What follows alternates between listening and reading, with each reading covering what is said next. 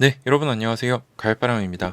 오늘은 아이온큐 주주로서 우리 꼭 투표합시다 라는 제목으로 아이온큐 주주총회 안건도 살펴보고요. 투표는 어떻게 하는지 증권사별로 제가 취합한 자료 정리를 드리고 아이온큐 임원 보상에 관해서도 간단하게 분석을 해볼게요. 그리고 코모빌리티 정상회담이라고 이제 미국의 테네시주에서 이런 모빌리티 관련된 행사가 있었는데 거기 또 아이온큐가 적극적으로 참여를 했습니다.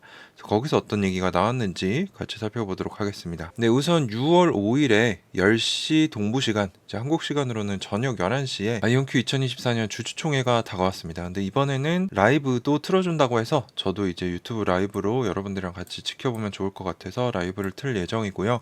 아이온큐 한국인 주주 비중이 굉장히 크기 때문에 한국인 주주들의 안건 투표가 꼭 필요한 상황입니다. 그래서 많은 분들 같이 참여해 주시면 좋겠는데 어떻게 투표하는지 제가 최대한 저희 카톡방에 계신 분들이랑 또 제가 직접 연락해보고 하면서 취합한 것들을 공유를 드릴게요. 어떻게 투표하는지. 작년 같은 경우는 안건 투표 정족수가 충족이 안 돼서 다시 투표를 하면서 업무가 지연되면서 회사에 지장이 됐었을 수도 있으니까 이번에는 한 번에 정족수 충족될 수 있게 저희가 적극적으로 주인의식을 가지고 참여를 하면 좋을 것 같습니다. 자, 그럼 투표를 뭘 해야 될지 알아야 되니까 안건 지난번에도 살펴봤는데 다시 한번 살펴볼게요. 그래서 총 5가지 안건이 있는데 첫 번째는 피터 제프맨 CEO 그리고 윌리엄 스카넬이라는 현재 델에서 영업조직의 사장으로 계시죠. 이분 같은 경우도 팀 2만 명 정도를 관리하는 사람으로 알고 있고 앞으로 아이온큐의 상업적인 이런 민간 분야에서의 상업화 또 이 판매에 굉장히 큰 역할을 할 것으로 기대가 되고 있죠. 그래서 아이온큐가 권장하는 거는 둘 다 찬성해 주기를 권장을 하고 있고 두 번째는 이제 아이온큐 경영진 보상에 관련돼서 찬성을 하느냐 그래서 찬성해 줬으면 좋겠다라는 입장이고 그 다음에 이 미래에 이 2번과 같은 이런 안건에 대해서 투표 주기를 어떻게 할 거냐 1년, 2년, 3년이 있는데 1년으로 했으면 좋겠다라고 추천을 해줬고요. 그리고 언스트 앤 영 회계법인을 올해 아이온큐의 회계법인으로 등록하는 것을 승인할 것인가 찬성해줬으면 좋겠다는 거고 다섯 번째는 그 외 기타 사항들을 찬성해달라는 입장을 밝히고 있습니다. 이 경영진 보상에 관련돼서 잠깐 살펴볼게요. 자, 그래서 참고로 말씀드리면 저는 이런 공시에 대한 전문가가 아니기 때문에 제가 분석한 게 틀릴 수도 있습니다. 저는 어떻게 보는지 이 정도만 좀 공유를 드릴 건데 현재 경영진 보상에 포함이 되는 사람이 피터 제프맨 CEO, 토마스 크레머 CFO, 그리고 이마일 라마딘 최고 매출 담당자, 김정상 전 CTO, 그리고 크리스 먼로 전 수석과학자. 그래서 보시면 이 일단 연봉이 나와 있는데 잘 모르시는 분들은 피터 제프맨 CEO가 연봉이 수십억이더라 이런 얘기를 하시는데 잘못된 정보라는 걸 제가 말씀을 드립니다. 보시면 피터 제프맨 CEO가 2023년에 받은 연봉이 1,000만, 10만, 100만, 1,000만 한 5억에서 6억 정도 되는데요. 이게 많아 보이실 수 있는데 참고로 제 실리콘밸리에 있는 지인이 한 과장급 정도 되는데 연봉이 1억이 넘습니다. 그러니까 그쪽 미국은 인플레이션 지금 굉장히 심해서 한 과장, 차장, 부장급 되면은 한 1, 2억 받는 거는 수두룩한데 이 양자 컴퓨터 기업에 한 300명 정도 넘는 중견 기업이죠, 이제. 이 기업의 수장이 5, 6억을 받는다는 거는 저는 굉장히 적은 수준이라고 판단이 되거든요.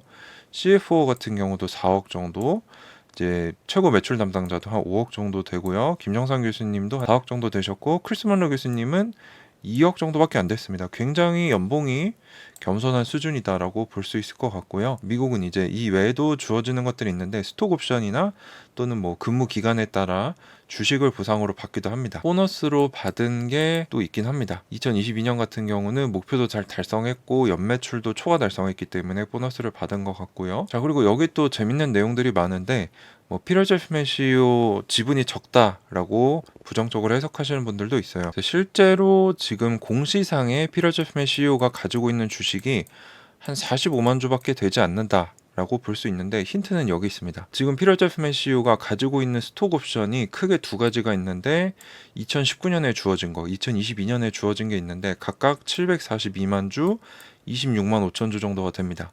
근데 둘 다 아직 행사를 안 했는데 각각 행사할 수 있는 가격이 13센트, 7달러 63센트로 29년, 32년까지 행사가 가능하기 때문에 미래에 이제 주가가 많이 올랐을 때 행사를 할 수 있겠죠. 그래서 이거를 행사하느냐 안 하느냐가 굉장히 큰 중점이 될 수 있는데 잠재적으로는 이게 한 760만 주 정도 되니까 합치면 800만 주 정도를 가질 수 있는 잠재력이 있다라고 볼 수 있는 거고요.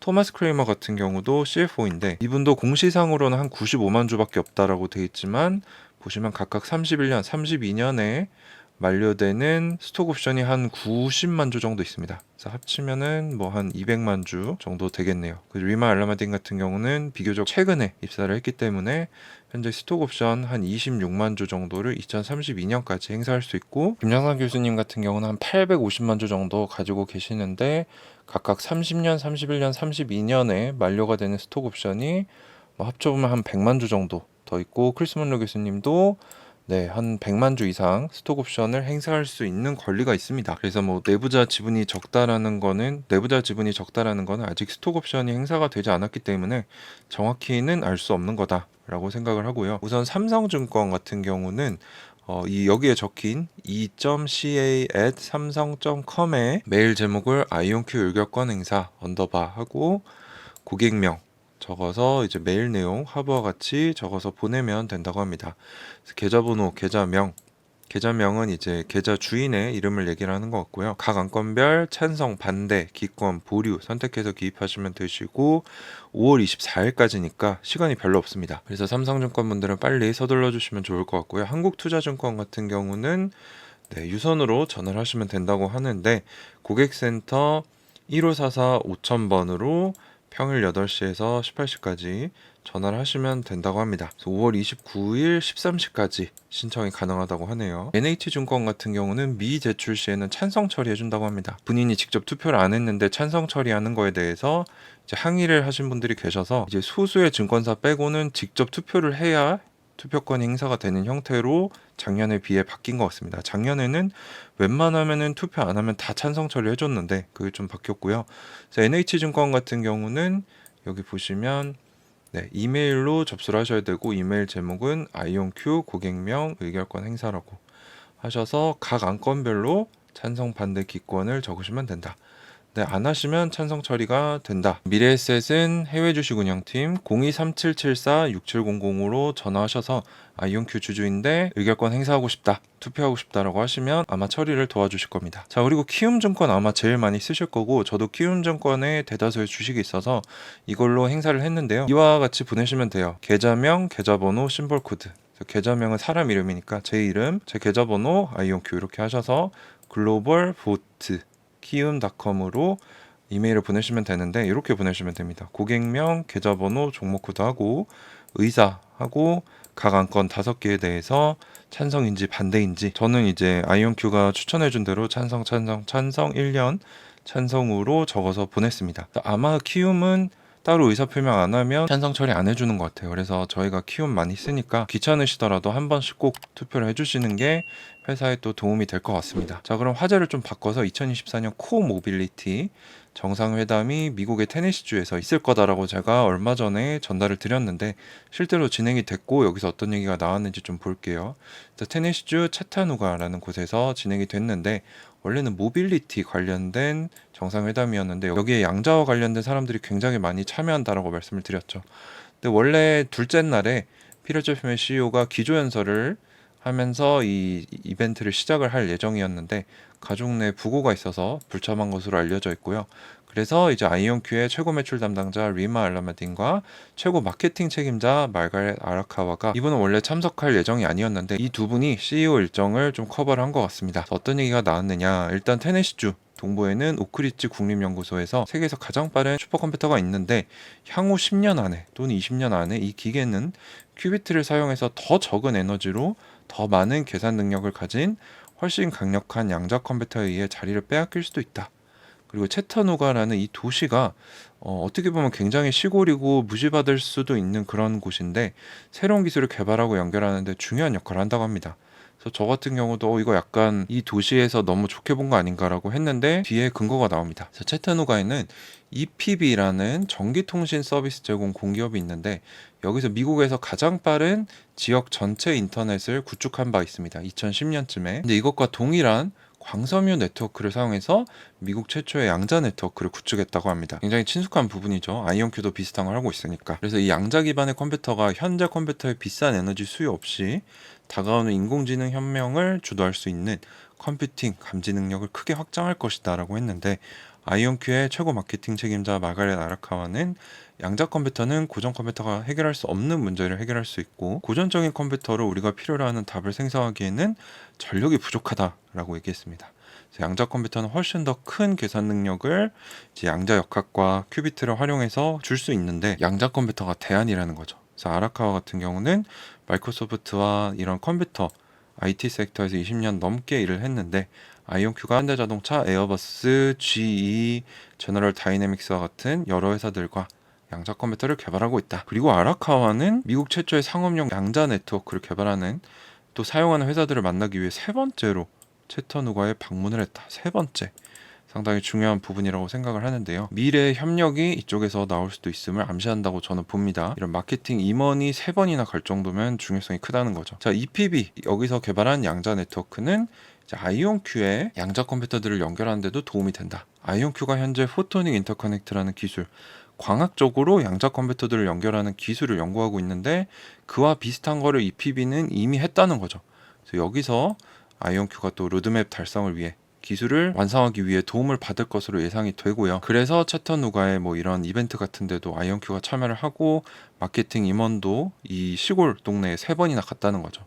아라카와는 양자 산업이 2035년까지 46조 달러 규모로 굉장히 큰 규모로 성장할 것으로 예상한다라고 얘기했습니다. 채터누가는 이미 이 EPB의 양자 네트워크, 그리고 이미 고속 인터넷을 가지고 있고, 대학이나 비영리 단체, 정부 기업 이런 개발 지원으로 인해서 초기 선두주자가 될 준비가 돼 있다는 거죠. 그래서 근거가 있었던 말이다. 채터누가는 여러 이유로 특별하고, 세계 최초의 양업용 양자 네트워크, 그리고 오크리치 국립연구소도 여기 있다고 해요. 혁신가가 될 수 있는 요소를 갖추고 있다라고 리마 알라메딘이 얘기를 했다. 오크리치 국립연구소는 아이온큐한테 바륨을 이제 계속 공급해주기로 한 계약도 있었고, 여기에 또 최고로 빠른 슈퍼컴퓨터도 있고 양자기술 연구도 하고 있기 때문에 테니시주의 채터누가가 상당히 중요하다는 걸 볼 수 있죠. 그래서 양자 컴퓨터는 앞으로 현재 컴퓨터보다 6,000배 적은 에너지를 사용해서 작업을 수행할 수 있다. 그래서 전력 수요가 굉장히 늘어나고 있는데, 인공지능 혁명에 양자 컴퓨터가 큰 역할을 할 거라는 거죠. 그리고 골드만삭스 리서치는 이번 달 초에 데이터 센터 전력 수요가 2030년까지 160% 증가할 것으로 예상을 했다는 거죠. 그래서 양자 컴퓨터가 대안이 될 수 있다. 테네시주 상원의원인 마샤 블랙번도 중국과 경쟁하기 위해 양자와 관련된 여러 법안을 추진했다고 합니다. 그래서 중국이 자신들이 선두에 설 것이라고 공언했기 때문에 미국만의 기준을 설정하고 돈을 투입하는 게 중요하다는 거죠. 그래서 오크리치 국립연구소에서 진행 중인 양자기술 연구를 진전시키기 위해서 양자 가속화 법안도 공동 발의했고, 공산주의 중국이 2049년까지 양자통신 분야에서 선도하겠다라는 목표를 밝혔기 때문에 미국이 방심해서 안 되고, 기업들이 경쟁할 수 있도록, 혁신을 촉진할 수 있도록 도와야 된다라고 얘기를 했기 때문에, 이런 큰 흐름에서도 양자 기술이 중요하다는 것을 다시 한번 공부를 할 수 있었습니다. 자, 그래서 저 의견을 정리해서 말씀드리면, 일단 증권사 시스템이나 인식이 아직 굉장히 미성숙합니다. 이거를 해달라고 요청을 해줘야 해주고, 왜냐하면 증권사는 이제 브로커 역할이기 때문에 아무래도 안 해주는 게 좀 더 편하고 자원도 덜 들겠죠. 그래서 우리가 좀 적극적으로 나서서 주인의식을 가지고 투표를 요청하고 해야 되는 상황이고요. 그리고 양자 컴퓨터 기업 입장에서는 고전 컴퓨터와 AI를 위한 충분한 전력이 지금 없고, 양자 컴퓨터가 대안이 될 수 있다고 보고 있습니다. 그래서 고전 컴퓨터보다 양자 컴퓨터가 6,000배 적은 에너지를 쓴다. 2022년에 EPB는 양자 네트워크를 캘리포니아에 본사를 둔 양자 네트워크 기업 큐비텍과 함께 개발을 했는데, 미국 최초의 상업적으로 쓰이는 양자 네트워크이고, 2023년 말에는 뉴욕 기반의 양자 하드웨어 기업인 커넥트와 테니시 대학교가 고객으로 등록이 됐습니다. 그리고 24년 1월에는 오크리치 국립연구소까지 이 양자 네트워크를 강화하기 위한 파트너십에 참여를 했기 때문에, 앞으로 이 아이온큐의 포토닉 인터커넥트에도 이 양자 네트워크가 도움이 될 수 있기 때문에, 이 둘 사이에 뭔가 파트너십이나 뭐 이런 게 나올 수도 있겠구나라는 걸 우리가 추측해 볼 수 있는 거죠. 그리고 이런 게 테니시라는 어떻게 보면 시골에서 나올 수 있었던 이유는, 이미 2010년에 EPB가 100% 광섬유로 구성된 네트워크를 광범위하게 기가속도 인터넷을 이 채터누가에 런칭한 바가 있기 때문에, 그리고 그것을 위해서 연구개발에 10년간 2천억이 넘는 돈을 투자했다고 합니다. 그래서 아이온큐가 직접 개발하지 않더라도 이미 큰 돈을 넣은 이 EPB의 기술을 뭐 가져오거나 빌려오거나 하는 것도 굉장히 좋은 방법이 될 수도 있겠죠. 그래서 총평을 내려보면 아이온큐가 로드맵 달성 그리고 영업을 위해서 적극적으로 활동을 하고 있다는 것을 알 수 있습니다. 그래서 하반기에는 좋아질 것이다라고 했는데 과연 어떻게 될지 같이 지켜볼 필요성이 있겠습니다. 네, 그래서 오늘 우리 꼭 투표하자. 또 아이온큐 임원 보상은 어떤가? 수준은 어떤가? 그리고 코모빌리티에서 어떤 얘기들이 나왔고 이게 어떻게 아이온큐와 연관이 있는가에 대해서 말씀을 드렸습니다. 그래서 여러분 오늘도 제가 열심히 공부한 거 이렇게 공유를 드리는데 아직 구독 안 하신 분들 계시죠? 구독 한 번씩 꼭 부탁드리고요. 오늘도 끝까지 시청해 주셔서 감사합니다. 가을바람이었습니다.